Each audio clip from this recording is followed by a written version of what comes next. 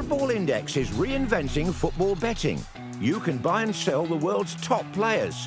Their value may go up and down, but it's not over with the final whistle like a regular bet. You get to stay in the game. Cash out when you want, it's your call, you're in control. Trade up to £500 for 7 days, and if you don't love Football Index, they'll give you your money back. Start building your football portfolio at footballindex.co.uk. Hello and welcome to the Premier League preview in conjunction with Football Index, the only app that allows you to trade real-time players for real-time profits. We've got a packed fixture schedule, Premier League fixture schedule this week. We're West Ham fans, as most of you will know. We're a little bit sensitive. We'll be doing our preview tomorrow, and the longer we can put it off, the better, because we are playing Manchester City. Aside from that, we've got Fulham against Southampton. We've got Spurs against Chelsea. Brighton against Leicester, Everton play Cardiff, Manchester United, Crystal Palace, Watford, Liverpool, West Ham and City, as I've just mentioned, Bournemouth versus Arsenal, Wolves versus Huddersfield, and Burnley against Newcastle. I'm joined by my co-conspirator, it's Geo, aka Red Hammer. How are you, my friend? Not too bad. I'm looking forward to the Premier League being back. We've also had the international break. However, you should have enjoyed it, and I've certainly enjoyed it. So we should be going into this in a good mood. Yeah, England played very, very well. Obviously, Scotland under McLeish, you weren't too sure, were you? But it looked all right, mate. Yeah, you're happy, though? Yes, delighted. 2 wins, top of the group. We're in the playoffs. Happy days.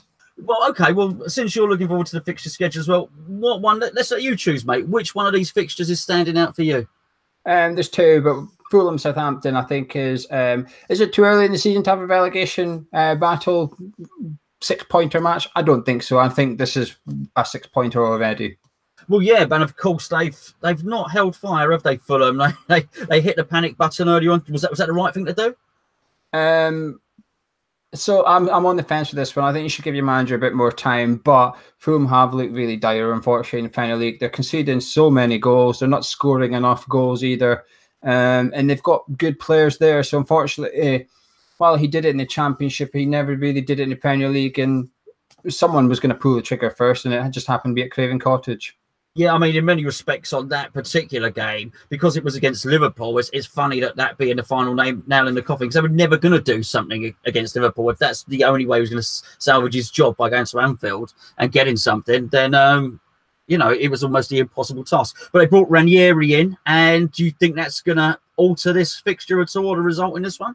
I think he'll sort out the defence, which is Fulham's biggest problem, actually. I do think we'll see a more organised Fulham from this weekend onwards. I think that's part of the reason he's pulled the trigger. I think he's looked at the available managers. Ranieri is available. He might not be available next month, so I think that he's decided to get this window. I'm just glad, actually, they've taken a little bit of a risk rather than going for the old British manager. Obviously, we've got Allardyce and Moyes, etc., unemployed. I'm actually glad that they've gone with Ranieri rather than one of those, and it probably carries a little bit more risk, but I hope it pays off for Fulham, actually. And, of course, playing Southampton, so Fulham are at home. Southampton, as we know, they felt unlucky. We've all seen Charlie Austin's rant, which I don't know if you've seen it. Somebody did a wonderful parody and turned it into that famous Blur track Park Life, and it was very, very good. That's you know, like as West Ham fans, we often think we're playing people at the wrong time, don't we? I mean, if you're a Southampton fan, you're thinking, oh, crikey, it was a good time to play for them. It's a bad time. Do you think they can do anything in this?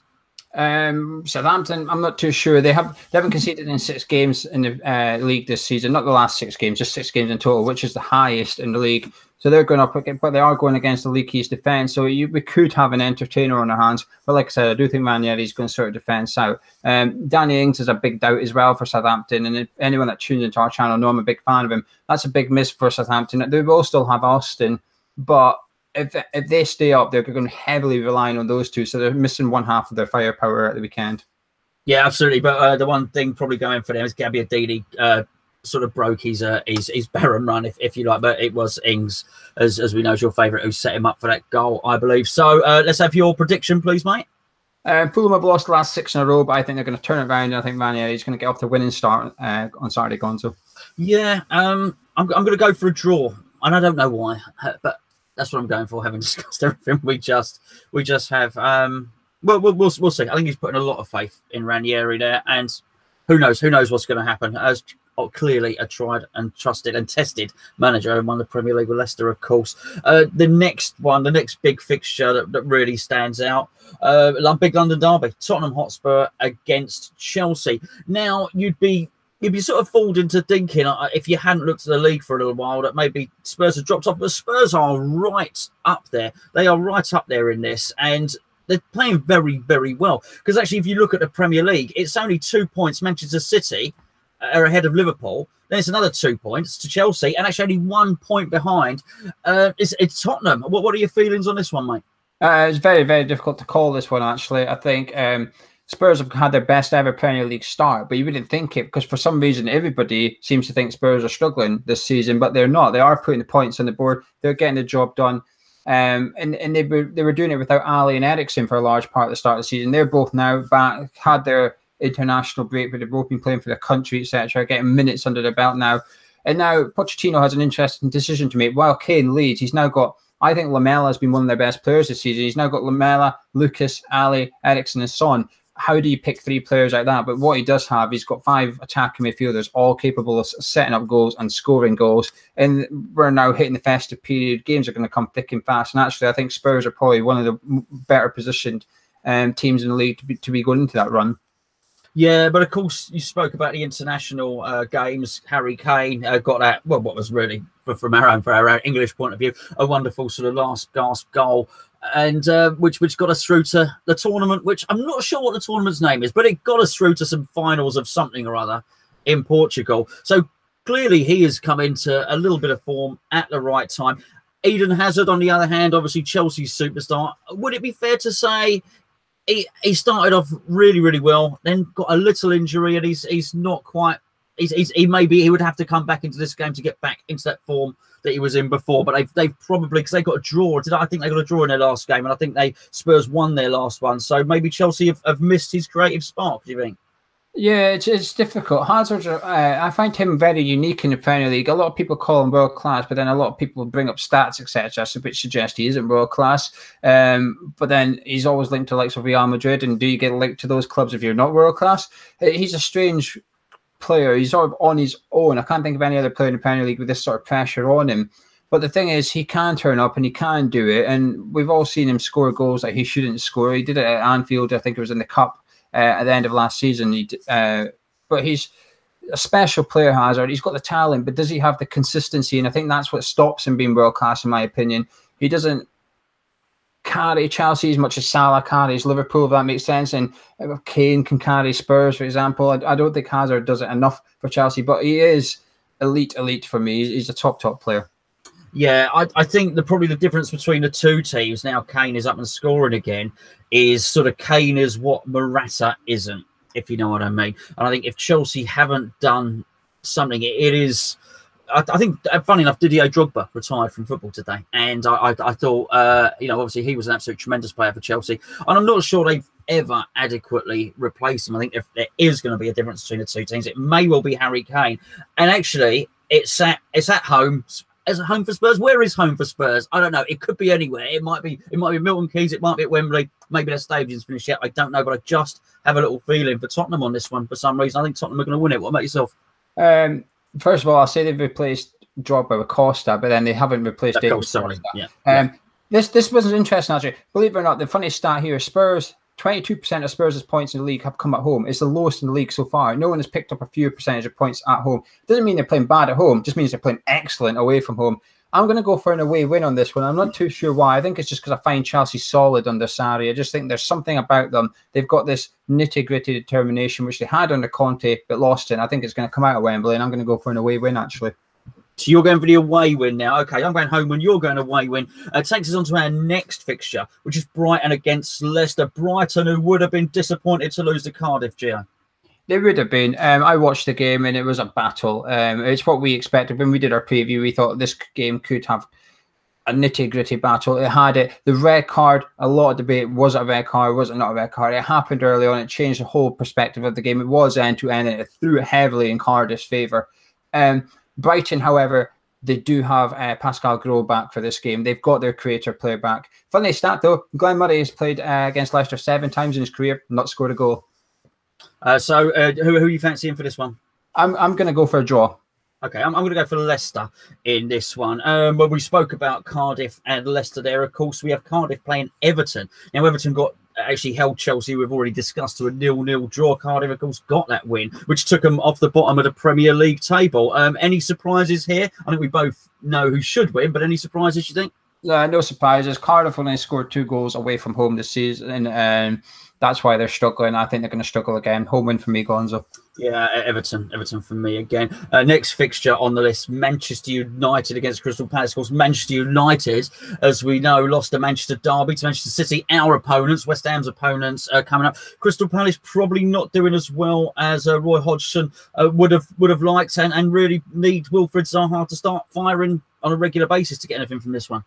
I don't think so. I mean, this fixture actually should be one of the ones we're looking forward to as neutrals, thinking, ooh, this could be a slip up at Old Trafford. This could be interesting. I don't think so. I think it's going to be a formality. I think Mourinho is going to be wiping his brow that he's got a game which should be 3 points without too much effort. Palace, 7 games without winning. I think it's going to be 8 after the weekend. I'm going to go for a Man United win, Gonzo. Yeah, no, I agree, and I think, sort of 2 or 3-0 on that one. Next one up, we got Watford against Liverpool. Watford got the away draw in that game to Southampton, which we discussed earlier. Liverpool, the 2-0 win, of course, that they got Fulham's manager the sack. I've got a funny. I'll get your opinion in a second. I wouldn't be surprised. I've got an inkling that Watford might go and get a draw there. They sort of play that counter-attacking game, and they've got guys in Deulofeu and Pereira who can come up and snatch a goal. Funny enough, I think there will be goals. These two sides have faced each other 22 times. There's never been a 0-0. No, my luck is going to be 0-0 now. But I think Watford were one of the most impressive teams at the start of the season. I think they've tailed off the last few weeks. That defeat at St James's Park was probably what I would call one of the not upsets in terms of the teams, but upsets going against the stats, if you like. So that was a bit of a surprise, and I think Liverpool will get the job done actually at the weekend.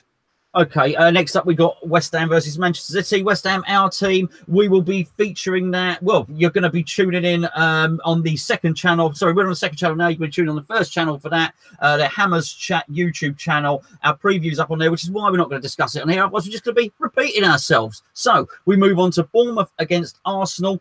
Bournemouth had a cough and a splutter in their last game, Geo. Yeah, but at the same time, this game is a 6th v 5th. Who'd have thought that would be happening? Bournemouth v Arsenal. This is the fixture I'm actually looking forward to the most. I think the other ones, Fulham, Southampton's got more importance on it, but this is the one I think could be the most entertaining. Wilson has played Arsenal 3 times in his career and scored in all 3 games. He scored for England in the UEFA League of Nations, which is a competition going, I can't remember, but he scored in the friendly before that game. But I'm really looking forward to this game, Gonzo, and I'm going to go for a score draw. Yeah, I was thinking draw myself as well. They're 2 really good attacking teams. I like watching both of them play, actually. And of course, as I understand, Fraser played very well for Scotland, and so they've got some real good attacking players, Bournemouth, and they're certainly going to go for it.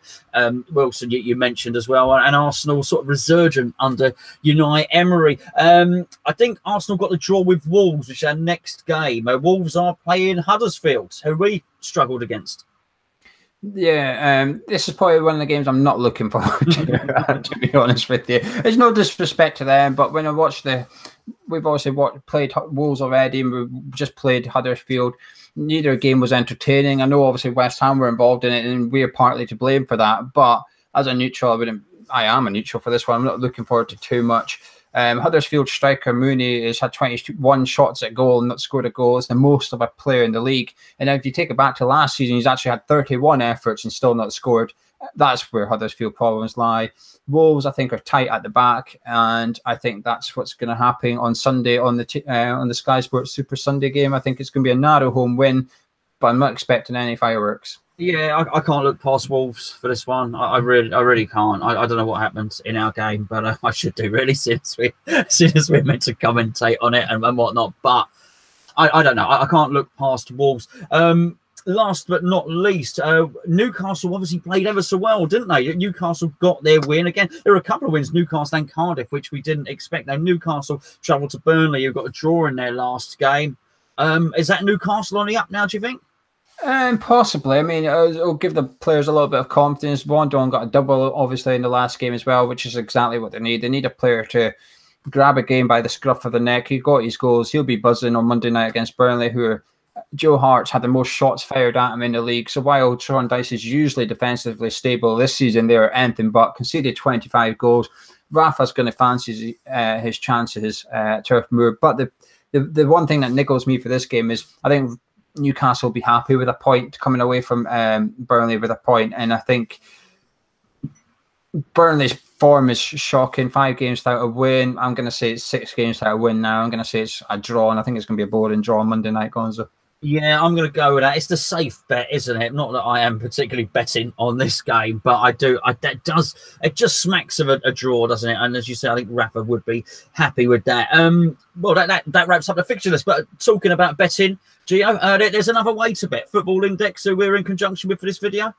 Yeah, I got into it a few weeks ago. A couple of people told me to get involved on it. I watched it from afar. Then I got involved as well. Basically, I invested in Declan Rice, and his share price went up, and I made some money on it. But yeah, if you know your football, if you know your stats, get involved, because it's also no risk. They give you a 30-day money-back guarantee up to the value of £500. So if you have a shot and you don't like it, you can close your account down and get your money back, etc.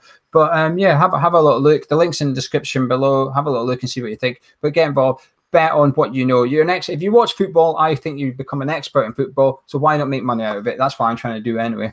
Yeah, well, even I've had a go, because I tell you what, I'm sick of losing money on the horses, because I've been getting some dodgy tips on WhatsApp from horse tipsters. I've had enough. I'm going with the football, because at least I know a little bit about it. Right, that's us. Premier League fixtures coming up. Let us know what you think in the comments below. And, well, we've got one to look forward to. As I say, do not forget to check out on our main channel our horrifically frightening preview against Manchester City. If that hasn't given you a clue to what I think, then nothing else will. Geo, thank you very much, sir.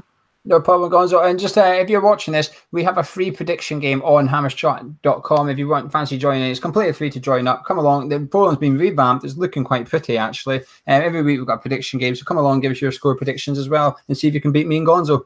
It is indeed a saucy and sexual forum. Is it somewhere up there? Hammerschat.com. It may have been cropped out. I don't know. Join us on the forum. Join us on our preview. Join us on Hammers Chat, Twitter, Hammers_chat. Until next time, come on, you Irons. And if you're not coming on, you Irons, unless you're Man City, let's hope your team does well.